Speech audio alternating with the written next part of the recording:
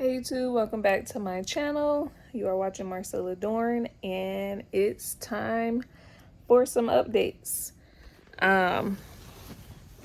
So in I think my last my last update or one of my last updates, I was letting you guys know about the things that were being monitored for baby while in my belly. Since then, I have had the baby at 37 weeks due to hypertension. Baby boy did get a EKG and a echo within the first 24 hours of being born. Those came back pretty good. Baby boy still has premature atrial contractions, but baby boy does not have coarctation of the aorta. So it was confirmed that he does not have coarctation of the aorta. He does not need any surgery on his heart or anything like that. He just has to be monitored for his premature atrial contractions, meaning, his heart arrhythmia, his heart speeds up or he has double beat or skips a beat. It changes periodically. Our last 24 hours in the hospital, baby boy had to be hooked up to a Holter monitor, and with that Holter monitor, it continuously tracked his heartbeat. While it was continuously tracking his heartbeat, I had to write down every activity on a paper so that they could be able to say, okay, he was crying at 5 o'clock. This is why his heart rate was elevated. Or he was asleep at 6 o'clock. This is why his heart rate, decreased or somewhat stabilized for his type of heart arrhythmia. We were advised to go and see a pediatric cardiologist within 2 weeks of him being born, or 2 weeks of us being released from the hospital. So he was born on a Tuesday. We were released on a Friday. Today is a Monday, but it is about 2.5 weeks because this was the earliest appointment that we was able to get with a pediatric cardiologist. Went to his appointment today, got another EKG, got another echo, and baby was placed on a Holter monitor for 24 hours again. Depending on the results, baby boy may have to go and be on it again before the 3-month mark. Outside of that, he would possibly need to do it again at 3 months just to be able to try and stay on top of monitoring his heart rate. But the cardiologist stated that most of the time babies will grow out of the PACs, and that is harmless and is nothing to really worry about. His echo sonogram came back, it looks pretty good. The natural holes that are in the baby's heart when they're inside of the belly, being that they do not breathe oxygen while you're pregnant, they have 2 holes in their hearts that allows the blood to continue to flow without oxygen, and they normally close up after birth. He stated that those have closed up, so baby's heart looks good. Of course, baby still has the heart arrhythmia, but that looks good, and that basically we would probably just be monitoring him periodically, and that we don't really have to worry about anything when it comes to that he will have a good upbringing and all of that stuff when it comes to his heart rate, heartbeat, rhythm, to not worry about it. So that is a blessing. That is a blessing. Okay. Baby boy is currently asleep. He is hooked up to his Holter monitor, placed on this Holter monitor at 4:41 Their time on there is a little off. So 4:41 p.m. tomorrow at 4:41 p.m. we will then remove the Holter monitor and then ship the device back to the cardiologist. We will go see them in 4 weeks to follow up, and then we will go from there. So that is perfect news to me. God is good. Let's see what else. 2 days ago, I actually ended up back in the hospital, admitted back in the hospital due to a kidney infection. How did I get a kidney infection? I have no idea. Did I have any symptoms of a kidney infection or UTI? No. Only thing that happened was I went outside, me and the baby went for a walk. I came back in the house and I started feeling feverish. And that was around like 1 o'clock p.m. Started feeling feverish. Laid down, continued to feed baby, change baby. My husband came home. I had a moment to go and try and find the thermometer. 9 o'clock at night, 10 o'clock at night, checked my temperature, finally 101 degrees. And I took an ibuprofen, took a lukewarm bath, checked it again. It was 99. So I was like, okay, maybe it'll go down. Went to sleep. Woke up. My husband said, check your temperature again before I go to work. Checked it, 101. So he said, we're going to the hospital. Went to the hospital. My temperature was 102. And of course, they do urine analysis. And it was a severe UTI, basically turned kidney infection. So they recommended for me to stay for 24 hours, to be hooked up to an IV, given fluids to stay hydrated, and given antibiotics. While in the hospital, they had infectious control come and speak to me and see me. They had what else? They basically was crossing all of their I's, crossing all of their T's and dotting their I's to try and make sure of what is going on.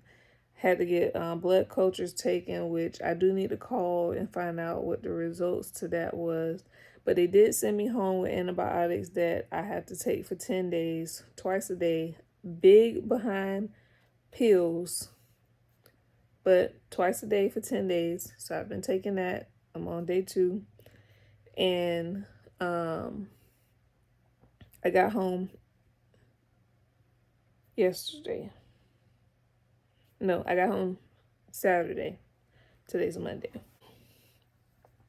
So yeah, that has been a doozy, but thank God my fever had finally broke after 24 hours.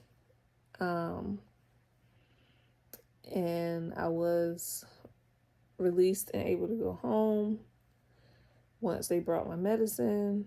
And yeah, baby boy will be 3 weeks tomorrow. Time is going by so fast. It is so crazy how fast time is going now that he's here. I'm literally round the clock breastfeeding. It's funny because I came to the realization, I think yesterday, I'm like, dang, they say babies eat every 2 hours, but when you're breastfeeding, it's like every hour and a half, maybe an hour and 15 minutes. Because it depends on how long the baby stays on your breast. If the baby nursed for 30 minutes, you gotta burp the baby. Baby might take 5 minutes to burp. Then, if your baby has like a reflux situation going to where they spit up and all of that, you want to kind of keep baby elevated for a good 15-20 minutes after they burp, so that when you lay them down, they don't end up spitting up on themselves while they're laying on their back. So now we're already at, let's say, 45-55 minutes after nursing began. But from the time that it begins, 2 hours from that time, baby is going to be hungry again. So you're already almost an hour in to that first hour. So, yeah. Once you're done, you got 1 hour. You have a 1 hour break. And that's a 1 hour break either to go to sleep, clean up, use the restroom, take a shower, eat, change your clothes,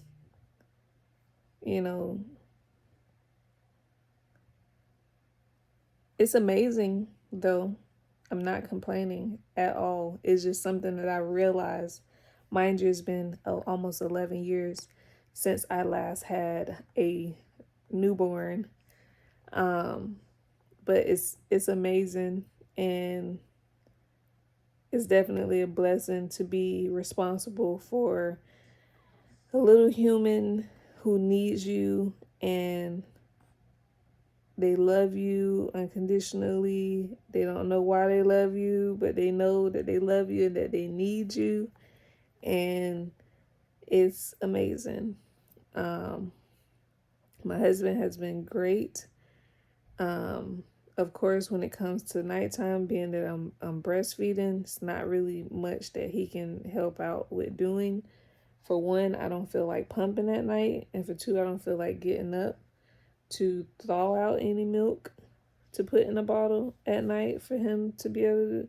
I want him to sleep so he can be rested to be able to go to work and, all of that good stuff. And I make sure that he's good, which every time baby makes a little noise, he's up. Y'all okay? Okay.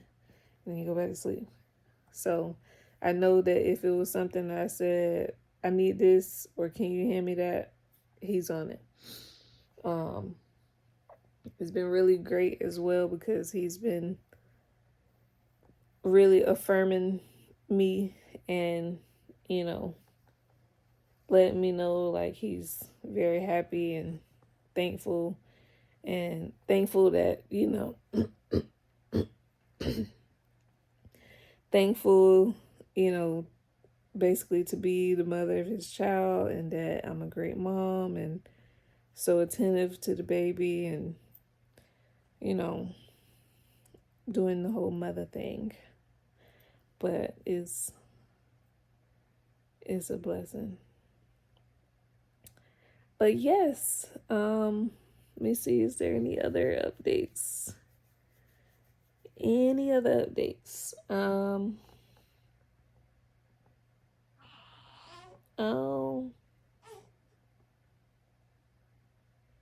My engorgement has went down, even though I still have breast pain. My engorgement have gone down. I don't know if it was due to the antibiotics or what, but up until the day that I went in the hospital, my boobs were hurting every day, all day. I was having clogs, and I was just like, I can't wait until my milk regulates. I decided to stop pumping twice because I was pumping twice a day. I decided to stop pumping and just put baby to nurse one side per feeding, so that my body can be like, okay, we don't need to make this much milk right now. Baby's only eating this much. let's not make too much, because the pain was unbearable, and then baby latch was not perfect every time. It was not even close every time. So I was dealing with cracked, raw nips. And now, thanks to TikTok, I have been watching videos on how to try and better the latch with him, because he does not open his mouth wide. The experience this time with breastfeeding is just so different than the first time, because the first time my son, my oldest, he was ready, mouth wide, ready, latched on, and would drink, and it wasn't painful. This time I went almost 3 whole weeks of painful latching just to make sure that he can eat. And thankfully to TikTok, I researched and I've been trying different things, and it has been working. It does not hurt. He's been getting full faster. I can say he has been spitting up a lot more than before. I don't know if that's due to my antibiotics, which they say the antibiotics are safe for nursing, or I don't know if it's due to him having a better latch, that he's getting more milk out than before, so it's causing him to spit up. That is yet to be discovered, but yeah, so that is it for this video's update. I may show you guys what the Holter Monitor looks like in a little bit. But yeah. Oh, and baby boy's umbilical cord fell off at 2 weeks. 2 weeks of life. His belly button umbilical cord fell off. And then I waited about 2.5 days, 2.5 to 3 days before giving him a bath, which it wasn't a submerged bath still. He was in his bathtub, but I did not let his belly button sit in water. So it was still almost kind of like a wash off. He did not like it. My baby does not like being naked. He does not like his diaper to be changed at all. He's gonna cry. Guaranteed gonna cry. But he is a very peaceful baby outside of that. If you're not changing his diaper, he's a good baby. He just wants to sleep. He opens his eyes, 1 or 2 times a day. And I've been trying to start a routine in the mornings. We sang the Gracie Corner Good Morning song in the mornings. And we might sing another song. And then I should be having a tummy time mat coming soon. So we'll be doing tummy time. And I've introduced him to the baby swing. So he doesn't like to be in it more than 10 minutes. Outside of that, he does find it swaying back and forth. I don't know if that's considered a swing or like it's a sway type thing. And then we do also have a swing that we're going to put together and see how that does for him as well. But yes. Okay. Baby boy is ready. He's ready for Din Din. Say good mornings. We got almost 5.5 more hours. Let's change him diapers.